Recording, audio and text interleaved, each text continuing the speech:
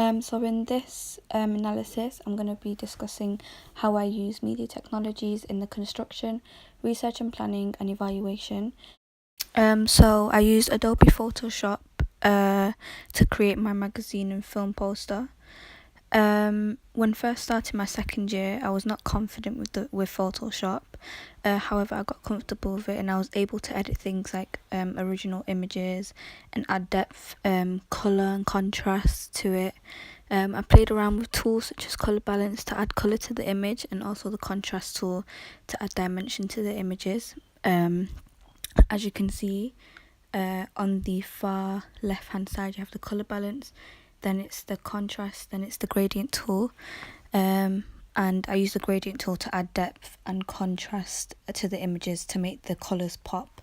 Because I found out that in my actual construction process, the colors were being kind of washed out, so I decided to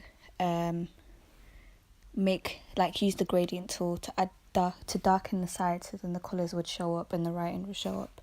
The next one is the DSLR camera, and the camera was used to take photos for my magazine, poster and film trailer, and filming the film trailer. At first there was a lot of complications with the camera, as me and my partner had to use 3 different cameras because they kept shutting down each time we tried to film, and then we would have to cancel the filming day and then organise a different day with the actors. However, the last one worked fine, and I was able to film and take photos with clear quality. So in terms of podcasts, I use 3 for my construction and research and planning as a faster way for me to speak my thoughts, ideas and what work I've completed. I used Voice Memo, VoiceThread and QuickTime Player. I use Voice Memo and VoiceThread the most. I use Voice Memos towards the end because I realised that it was a more faster way of me producing voice memos, as I didn't have to log in. I could just go on my phone, go on voice memos, record it, send it to my email, and then just drag the file into my Weebly, which I thought was just easier. So yeah, and podcast was just a really, really easy way and a quick way for me to just speak my ideas, and and not have massive paragraphs. So yeah. So YouTube was used for researching how to do certain things with Photoshop, the camera, etc.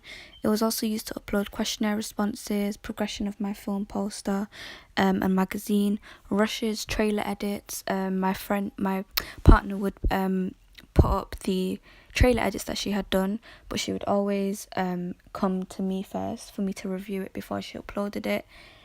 Just to see what my 2 cents are, to see what she had done well, and for me to tell her what she could improve on, so that our film narrative, which is thriller, could be progressed even more. Our film genre, and it was just a really good way. Things like questionnaire responses, I would just record from my phone, and then upload them directly from my phone to my YouTube account. But things like progression of my film poster and magazine, I use things like QuickTime Player. I show you to do that, and then I'll just upload it from the computer right onto YouTube, and that was a really easy way as well. So Instagram was used for my research and planning and construction page for audience feedback. I use Instagram as a means to ask my group chat and random people their opinions on what they like about my ideas for the trailer, poster and magazine, and my progression as well, to see what I could change and what I could improve on.